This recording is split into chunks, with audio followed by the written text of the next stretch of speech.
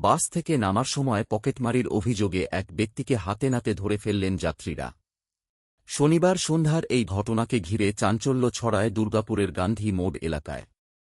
জানা গিয়েছে, এদিন সন্ধ্যায় রানীগঞ্জ থেকে পরিবারের সদস্যদেরকে নিয়ে দুর্গাপুরগামী একটি বাসে উঠেন বিপিন বাউরি নামে এক ব্যক্তি। তিনি গান্ধী মোড়ে নামার সময় তার পকেট থেকে প্রায় ৩,০০০ টাকা বার করে নেওয়ার অভিযোগ ওঠে এক ব্যক্তির বিরুদ্ধে।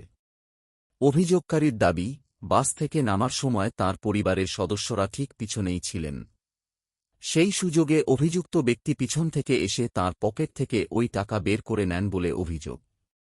বিষয়টি টের পেতেই এ যাত্রী বাসের অন্যান্য যাত্রীদের সাহায্যে অভিযুক্তকে ধরে ফেলেন। যাত্রীদের দাবি, হাতে নাতে ধরা পড়ার পর অভিযুক্তের কাছ থেকেই টাকা উদ্ধার হয়। ঘটনার খবর পেয়ে গান্ধী মোড় এলাকায় কর্তব্যরত ট্রাফিক গার্ড, পুলিশ ও সিভিক ভলান্টিয়াররা ঘটনাস্থলে পৌঁছান। পরে খবর দেওয়া হয় ফরিদপুর ফাঁড়িতে। পুলিশ এসে অভিযুক্ত ব্যক্তিকে আটক করে নিয়ে যায়।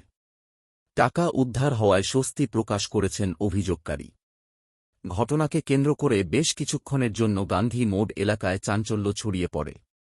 পুলিশ জানায়, পকেটমারির অভিযোগে একজনকে গ্রেপ্তার করা হয়েছে। গোটা ঘটনার তদন্ত শুরু করা হয়েছে।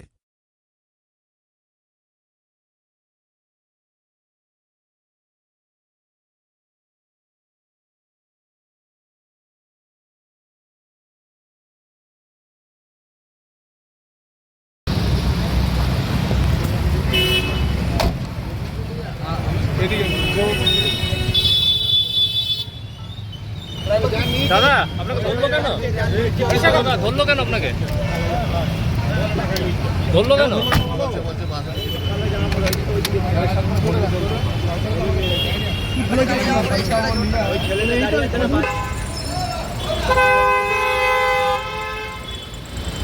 তুমি যাও দিয়ে